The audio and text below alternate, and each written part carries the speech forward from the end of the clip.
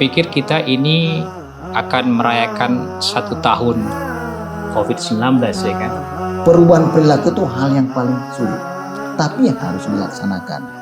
Baik sahabat muslim, kembali lagi dalam program Kata Pakar mencari informasi dari sisi ahli. Segmen kali ini kita kedatangan satu narasumber lagi ya. Saya perkenalkan, ada Bapak Dr. Andes Edi Syahrial MS. Beliau merupakan Wakil Ketua 1 IAKMI ya, dan juga merupakan dosen FKM Kampus Universitas Sumatera Utara atau UNSUH. Kita sapa beliau Bapak. Assalamualaikum. Ya. Baik Pak, tadi ada pertanyaan saya sebelum jeda bahwa kenyataannya sekarang yang dihadapi oleh masyarakat Indonesia khususnya, walaupun vaksin sudah berjalan, kemudian juga ada beberapa wilayah menerapkan PSBB, bahkan lockdown, kemudian juga data yang ditunjukkan tetap saja kasus corona ini meningkat.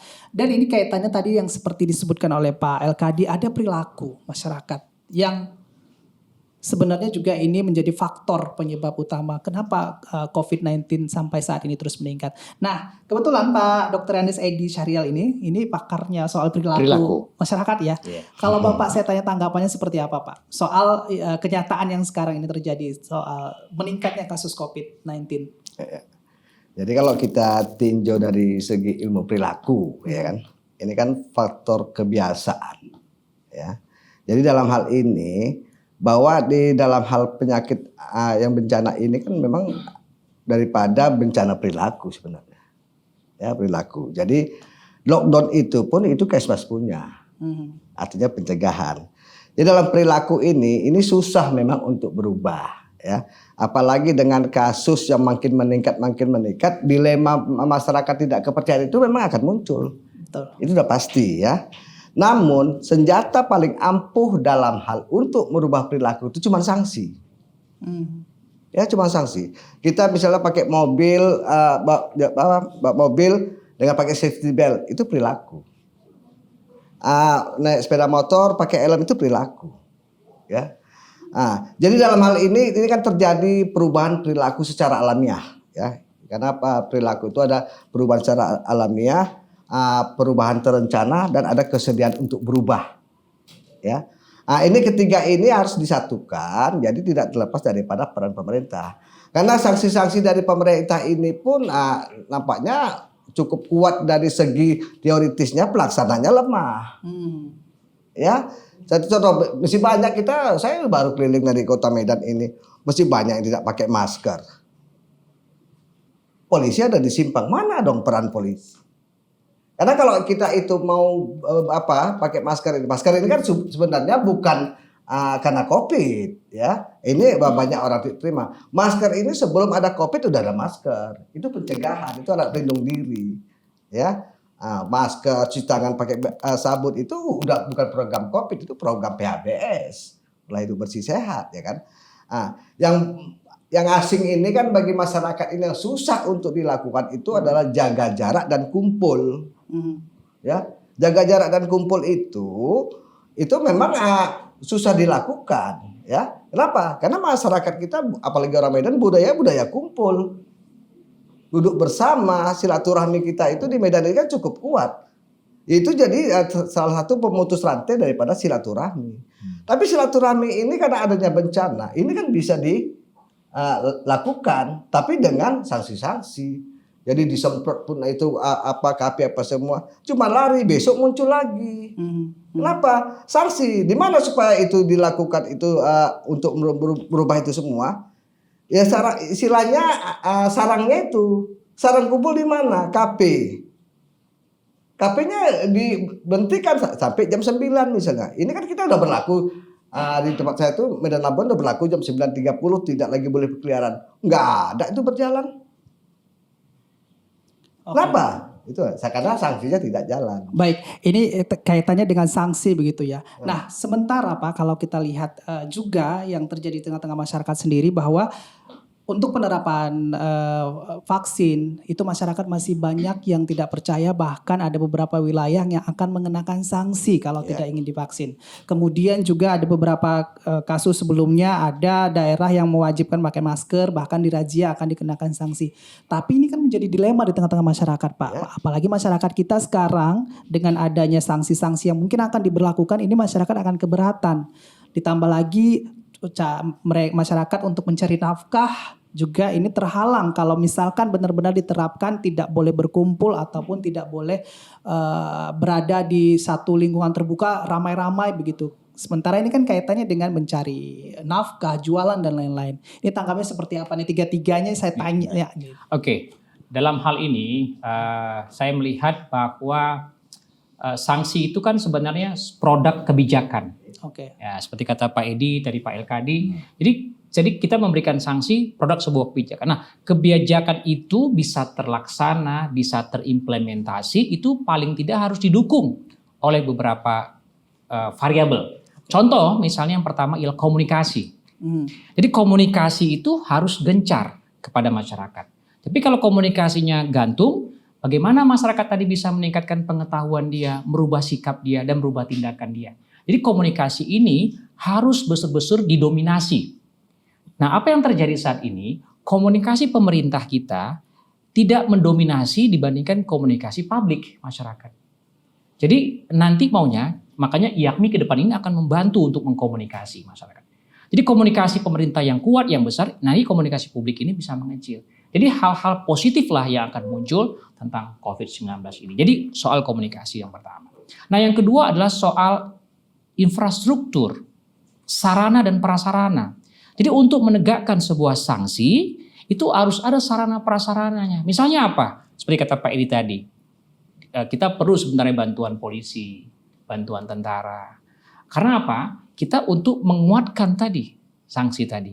Jadi kita harus lakukan ini bersama semua, equity. Dan ini akan menjadi contoh untuk yang lainnya. Tapi kalau sarananya artinya kita tidak memberdayakan kelompok yang ada, ini menjadi lemah. Nah, kemudian yang terakhir itu ialah disposisi, sikap. Nah, sikap itu harus ditunjukin oleh kita ini. Macam saya ini adalah sebagai ANS, Pak Edi juga ANS, Pak Elkadi juga ANS. Kami ini kan pamong. Jadi kami harus memberikan contoh kepada masyarakat. Bahwa inilah dia cara yang betul bercuci tangan. Inilah dia cara yang betul memakai masker. Inilah dia cara yang betul menjaga jarak dan sebagainya. Tapi kalau kita pun pamong, tidak memberikan contoh kepada masyarakat, itulah masyarakat nanti akan mencela kita. Lihat aja itu. Pak ini tidak memberikan contoh. Nah, jadi itu dia tadi. Jadi komunikasi, sarana prasarana, dan disposisi. Jadi kalau ini kuat, makanya kebijakan itu akan kuat. Pada awal kebijakan itu dibuat harus disosialisasikan dulu. Orang paham baru kita lakukan sanksi. Nah, sayangnya COVID ini kan cepat dia. Nah, tidak sempat kita. Jadi dari bulan ini selalu keluar peraturan daerah, peraturan yang akhirnya membingungkan masyarakat. Belum sempat tersosialisasi dengan baik sudah muncul peraturan baru. Belum lagi sudah. Jadi saya pikir ini jadikan sebuah proses pembelajaran bagi kita. Knowledge management. Oke, sudah pada situasi semraut ya. Iya. Regulasi terus bergulir sementara masyarakat ini masih dalam situasi kebingungan. Iya. Nah, kalau Pak Elkadi sendiri melihat situasi seperti ini, apa yang harus dilakukan dan kemudian dari mana nih kita apakah harus ada memulai hal baru lagi untuk bisa menumbuhkan kepercayaan masyarakat khususnya karena ini kaitannya dengan kepercayaan masyarakat begitu. Baik, terima kasih. Sekarang ini dilematisnya udah sangat kompleks, apalagi dengan sosmed yang bergentayangan banyak-banyak berita hoax. Karena masyarakat kita langsung ditelan bulat-bulat apa yang ada mungkin di media sosial, nggak usah saya sebutkan jenisnya apa kan. Jadi itu harus kita mau sendiri. Artinya tidak semua informasi yang menyesatkan itu harus kita terima, harus kita saring, harus kita konsultasikan ke yang lebih pakar. Makanya kita selain IAKMI dan juga Dinas Pemberdayaan Masyarakat ini akan memberdayakan masyarakat secara maksimal dalam hal komprehensif. Salah satunya adalah pencegahan COVID ini. Jadi nanti di masyarakat desa, di kampung-kampung itu akan kita bentuk. Kalau dulu kan terkenal ada kader, ada segala macam, kita buat ini. Ya, kita buat mungkin sumber daya manusia yang tangguh terhadap COVID. Sehingga informasi tentang COVID, cara pencegahannya, cara menghindari itu tidak menyala. Tepat sasaran. Pemerintah pun tertolong. Nah, jadi kita akan lebih menggalakkan community empowerment-nya, pemberdayaan masyarakatnya. Itu yang lebih penting. Oke, kenapa Terima baru kasih. sekarang Pak kira-kira program ini akhirnya kemudian Sebenarnya selama ini sudah ada, Oke. tapi tidak di khusus COVID, karena COVID ini kan baru muncul. Kalau yang di program-program seperti kesehatan itu sudah ada, community empowerment, pemberdayaan masyarakat. Di Kementerian Dalam Negeri sudah ada adanya posyandu, adanya kader-kader. Terus kalau di Departemen Kementerian Kesehatan itu adanya bidan desa, adanya penyuluh, itu sudah ada. Nah, ini ditambah masa pandemi, saya pikir dan saya yakin itu sangat dibutuhkan tingkat pemberdayaan masyarakat yang sangat maksimal dalam berbagai lini. Jadi mulai dari dia pendakwah agama, guru-guru, tokoh masyarakat, tokoh adat harus kita berdayakan untuk membuat strategi mencegah dan menghalau COVID ini. Terima kasih. Tapi tantangan cukup besar ya Pak ya. Cukup Apalagi besar. tengah-tengah masyarakat, bahkan masyarakat menengah ke bawah itu memang hampir tidak percaya dengan adanya Betul. COVID. Nanti kita akan bahas di segmen berikutnya ya, bagaimana sebenarnya menyikapi soal tanggapan dari masyarakat yang menyatakan bahwa corona ini adalah konspirasi. Setelah jeda saya akan kembali untuk Anda tetap di program Kata Pakar Mencari Informasi dari sisi ahli.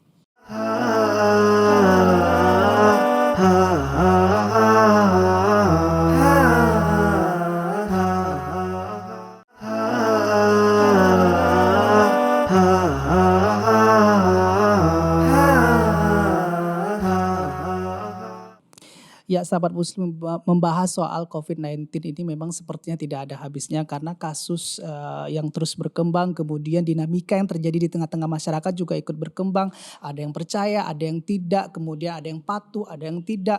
Dan faktanya memang tadi yang disebutkan cukup mengejutkan bahwa Indonesia ini menjadi nomor 1 kasus COVID-19 di Asia Tenggara begitu. Kita cukup prihatin. Dan sudah hadir ya, ada narasumber baru juga di tengah-tengah kita ya. Ada Bapak Irwan Supadli STMKes, beliau merupakan Ketua Divisi Bencana dan Pandemi IAKMI Sumut.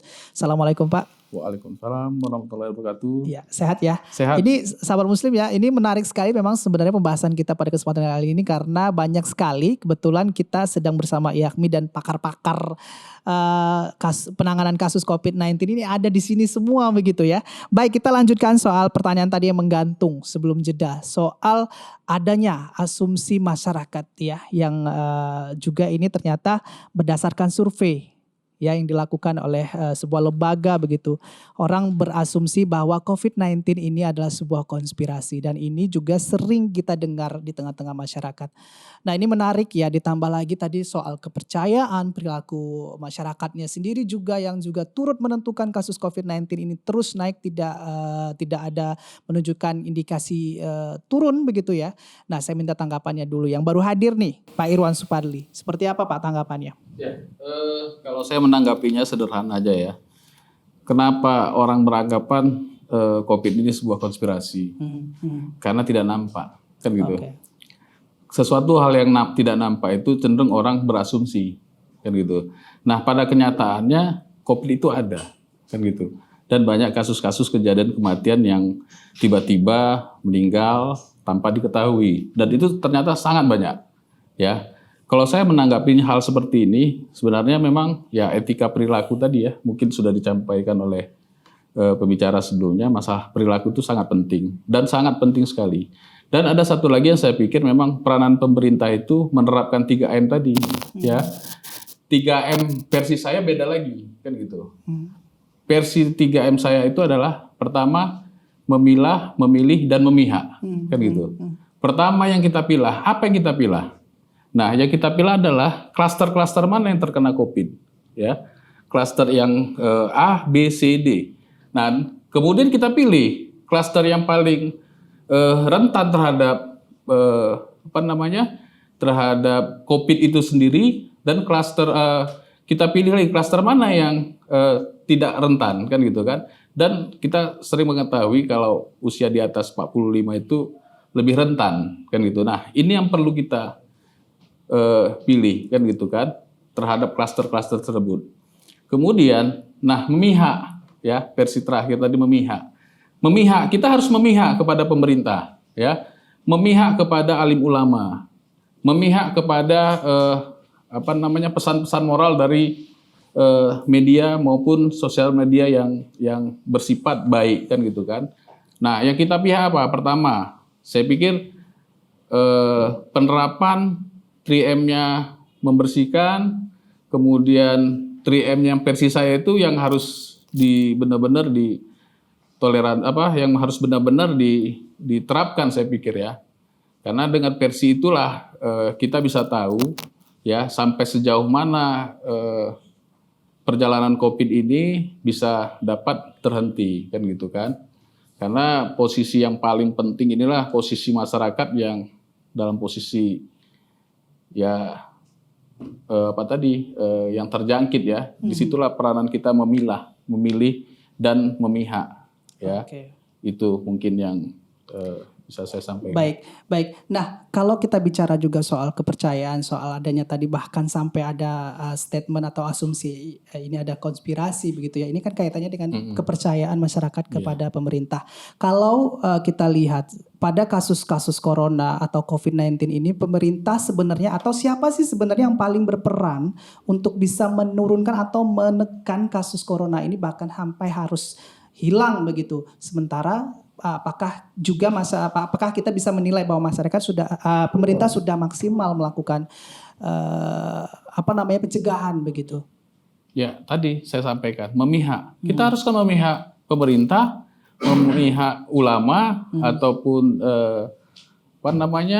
tokoh-tokoh agama. Nah, peranan tokoh agama ini sebenarnya kultur Indonesia ini paling penting gitu loh. Oke. Nah, tokoh agama, kemudian ulama ya yang digandeng pemerintah, dia harus memihak gitu. Memihak ke pemerintah, menyampaikan ke masyarakat ya bahwasanya pandemi ini ada dan Anda harus hati-hati menerapkan prinsip protokol kesehatan. Nah, itu. Dan yang paling satu yang saya inginkan sebenarnya di Indonesia ini kan gitu. Lockdown dulu 2 minggu. Oke. Lockdown dulu 2 minggu dengan penerapan protokol kesehatan, dipilih ya, dipilih, saya rasa selesai COVID. Itu aja saya pikir. Saya ke Pak Elkadi. Pak Elkadi ini ya mewakili dari pemerintah karena dari Dinas PMD Sumut begitu ya. Baik. Kalau saya tanya tadi soal konspirasi tadi, apa yang bisa mungkin Bapak dari sudut pandang Bapak mungkin bisa menyampaikan? Ini tanggapannya terkait dengan apa yang disampaikan masyarakat, asumsinya soal konspirasi. Baik ya, kami himbau kepada masyarakat khususnya Sumatera Utara dan Indonesia pada umumnya, yakin dan percayalah bahwa COVID itu ada. Sudah dibuktikan secara ilmiah, COVID-19 itu memang ada. Dan bahkan sekarang sudah mutasi. Nah, jadi jangan kita sepele. Jadi kuncinya, dengarkanlah apa yang disarankan oleh orang seperti Saudara Padli tadi bilang, pihak pemerintah, tokoh masyarakat, tokoh agama. Kita ini tidak akan mensengsarakan rakyat. Kita akan membela rakyat. Kita akan meningkatkan kualitas hidup masyarakat. Itulah tugas dari pemerintah. Jadi jangan cerita tentang konspirasi. Memang virus ini memang kasat mata tidak terlihat. Tapi itu ada. Sudah dibuktikan dengan beberapa kematian. Walaupun itu terasumsi dengan beberapa penyakit-penyakit bawaan. Tapi itu penyebabnya adalah COVID-19. Jadi itu jelas ada.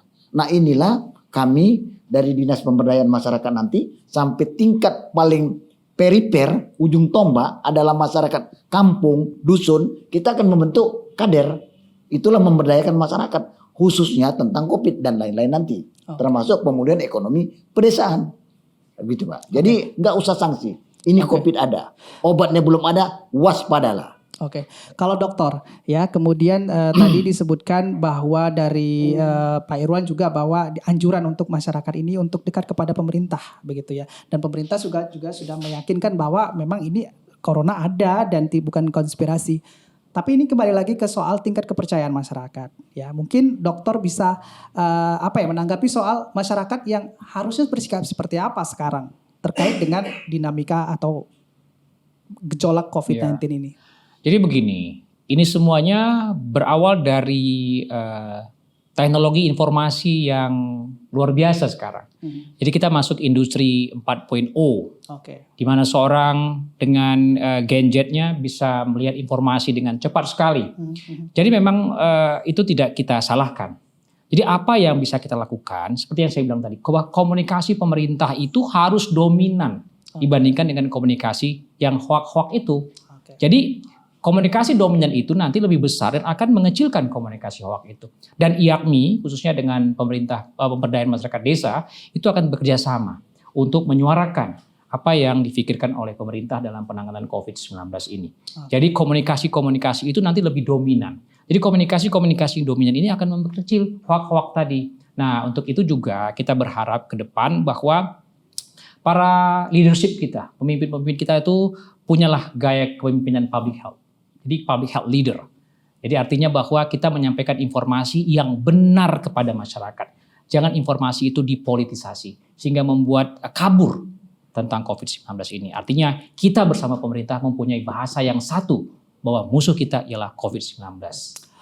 Oke, ini menarik sekali pembahasan kita ya sahabat muslim. Namun karena durasi juga kita harus akhiri pembahasan kita di kesempatan kali ini. Namun sebelum benar-benar kita akan tutup ya episode kali ini, saya minta dulu kesimpulan dari masing-masing narasumber untuk memberikan statementnya terkait dengan dinamika COVID-19 pada saat sekarang ini. Dimulai dari Dr. Desanul Aulia dulu, silakan. Ya, bagi saya kembali ke slogannya IAKMI.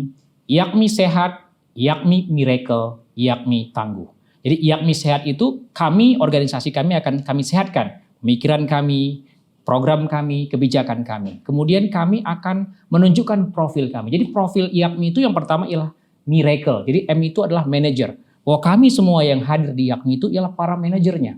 Kemudian I itu ialah kami orang yang inovator. Kami memiliki ciri-ciri memberikan ide-ide yang baru kepada pemerintah. R, kami itu bukan asbun saja asal bunyi. Kita melakukan researchers, peneliti. Dan keempat, apprenticeship, kami artinya magang, melihat kebenarannya. Itu A. Mira. C itu ialah komunitarian, kami ada di masyarakat. Itulah tadi desa itu. Dan L itu ialah leadership, kami adalah pemimpinnya Kesmas. Dan E itu ialah edukator, kami akan mendidik masyarakat. Jadi dengan miracle tadi, dengan profil kami yang ada, terutama para ahli kesehatan masyarakat yang bergelar SKM, MKM, dokter PH itu bisa menguatkan masyarakat tangguh tadi. Desa tangguh, masyarakat tangguh, sistem kesehatan tangguh. Mudah-mudahan itu akan terjadi, insya Allah. Baik, amin. Pak LKD silakan. Baik, terima kasih. Kami himbau kepada saudara-saudara kita, yakin dan percayalah corona atau COVID-19 itu ada dan sampai detik ini belum ditemukan obatnya. Ikuti protokol kesehatan, laksanakanlah semaksimal mungkin. Terima kasih. Baik, dan terakhir silakan Pak Irwan Suparli. Ya, kalau saya sudah mengikut ketua saya nih, apa yang disampaikan ketua saya dukung 1000%. Ya, dengan IAKMI kita maju, membangun bangsa, membangun pola pikir masyarakat supaya tetap hidup sehat, menerapkan protokol kesehatan, dan yang paling penting, jauhi dulu keramaian karena kita tidak tahu nih siapa yang sakit, siapa yang sehat. Ya, sebelum pemerintah memilih dan memihak tadi. Itu. Oke. Baik, terima kasih untuk 3 narasumber kita di kesempatan kali ini. Terima kasih juga sahabat keluarga muslim Anda menyaksikan program Kata Pakar, mencari informasi dari sisi ahli di kesempatan kali ini. Saya mewakili seluruh kru dan kerabat kerja yang bertugas pamit undur diri dari hadapan Anda. Billahi taufiq wal hidayah. Assalamualaikum warahmatullahi wabarakatuh.